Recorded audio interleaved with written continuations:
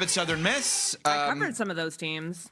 You covered Todd Monken Southern Miss teams? Isn't that wild? That is wild. I reminded him about that when he was the OC of the Bucks, week 3 of the 2017 season. It was kind of one of those, like, the Spider-Man meme. Like, I saw him in US Bank Stadium. It's kind of like, hey, what the hell are you doing here? I'm like, what are you doing here? So, yes, 1-11, I believe, his first year at the Rock. He won 9 games in his last year. So, yeah, 3 games in his second year by the math. Obviously, there you go. Thank you, Wisconsin. He was the Browns OC in 2019, so he's familiar with Cleveland. They had a big year that year. They were 6-10. Oh. And reportedly, throughout this entire process for the Cleveland Browns, that the number one goal was to be able to keep their defensive coordinator, Jim Schwartz, in addition to whoever was going to be the head coach. Now, Schwartz interviewed for the job, as did Rams assistant and former Illinois quarterback Nate Scheelhaase. And they go with Monken, and the collective reaction is, like it sounds. It's not even words, right? It's, I don't even think people had words for this. I think that's the reaction. They hired the guy who admittedly had a tough time with Lamar Jackson, and Lamar Jackson had a tough time with him. What an attractive piece to go get. Oh, you had beef with a 2-time MVP? We want you. This one feels weird, Smalls.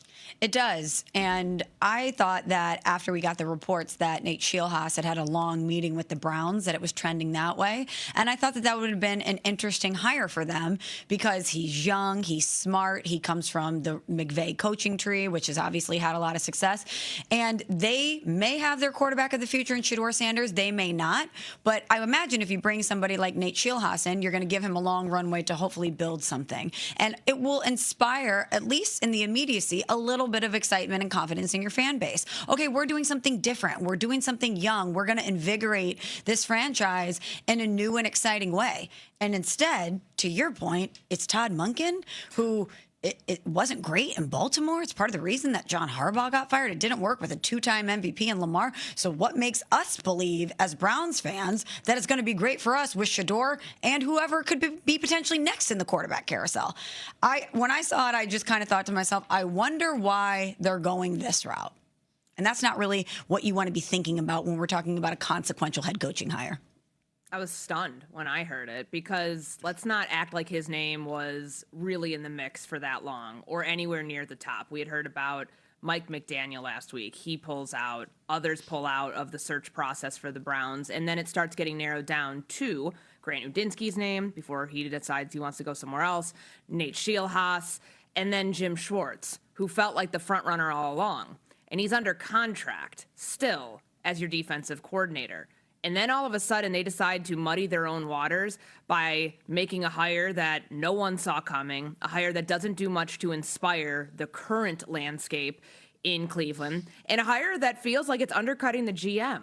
Like, I don't get the sense that this was Andrew Berry's first choice, guys.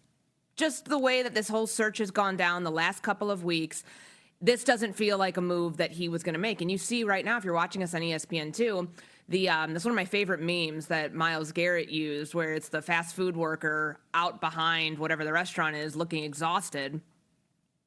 I don't think that he wanted this move to happen, which seems like it reflects many Browns fans' feelings this morning as somebody who thought his defensive coordinator was finally going to get that head coaching job. Yeah, Myles Garrett is an unbelievable football player. Myles Garrett doesn't get the right to complain because he signed up for this. Yeah, you could have bluffed. I mean, I understand he's a good dude. We know people that know him. He's reflecting what people think now. But like the idea here that Myles Garrett is going to complain about this, and my guess, knowing nothing about this, because when somebody puts out a meme, they're doing it for interpretation. There are no words with it, right? But that's not a positive meme. Well, no, but don't you think that's about the possibility, if you had to guess, of Jim Schwartz leaving? A guy who he has played for years, a guy who clearly got the best out of Myles. And I thought Jim Schwartz was a good hire all along. Like, that's the guy I would have gone with. I thought it made sense.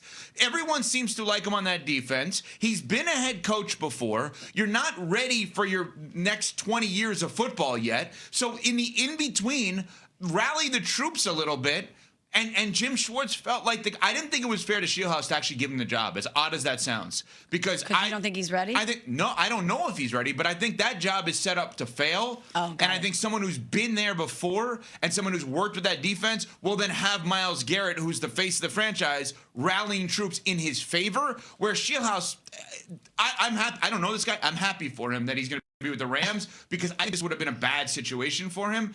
I just don't get the entire time.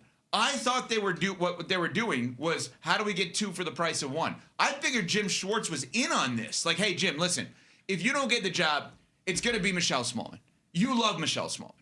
I know you want to work with Michelle Smallman. We're considering you, but we want you for years to come. You may not be cool with Evan Cohen, but you are cool with Michelle Smallman? Yes. Yeah, I want the job. I want you guys to know that, and I'm not settling for that, and I'm going to be upset. But if it's her, I'll think about it. If it's him, I'm out. And they hired me and not you. Yeah. Because it seems like the guy's out, and the entire process was about keeping that guy, and they're going to lose that guy too? I don't know. Very Cleveland Browns. Messy, though. He's under contract, so it's not like he can just walk away right now, despite what's being reported. He's allowed to quit, Court. Sure. I don't think he's going to do that. I think this becomes something where he's going to try to force his way out to put himself on a different staff next year. And I don't know how that happens because he's a defensive coordinator of the Browns. Unless you become a head coach, they can technically block you from that. They made this so much worse than they had to because he was the front runner. Once all of those other names that we've gone through started to either pull out, stay in their current spot, go back to their current spot, or decide to go somewhere else, it looked like Jim Schwartz, and from what the reporting we've heard, that he had been told that he was like the first in line to get this job if these other candidates didn't work out. And then now he's going around the building telling people goodbye, reportedly, and that he's angry and unhappy that this thing worked out the way that it did. Like, they made this so much messier than they had to because once again, for a third time, at least that I can count, for like big time moves, Jimmy Haslam stepped in it. And he's done this with Andrew Berry, his general manager, multiple times during Berry's tenure, from Deshaun Watson, enforcing that thing through and paying him $230 million guaranteed, to drafting Shedeur Sanders, to now this. You circumvented the entire process that you let your general manager, you retained your general manager when you could have done a full clean sweep of everybody in the building. And then you just moved him out of the way after you said, I trust you to run this search. I trust you to get our next head coach. But, oh, by the way, I'm going to step in here and make the final decision. That doesn't sit well, nor should it, with any Browns fan this morning. Well, they want the Haslam family, Jimmy and Dee Haslam, to do something solid for Cleveland sports. So I think the answer is he should just trade Giannis to the Cavs.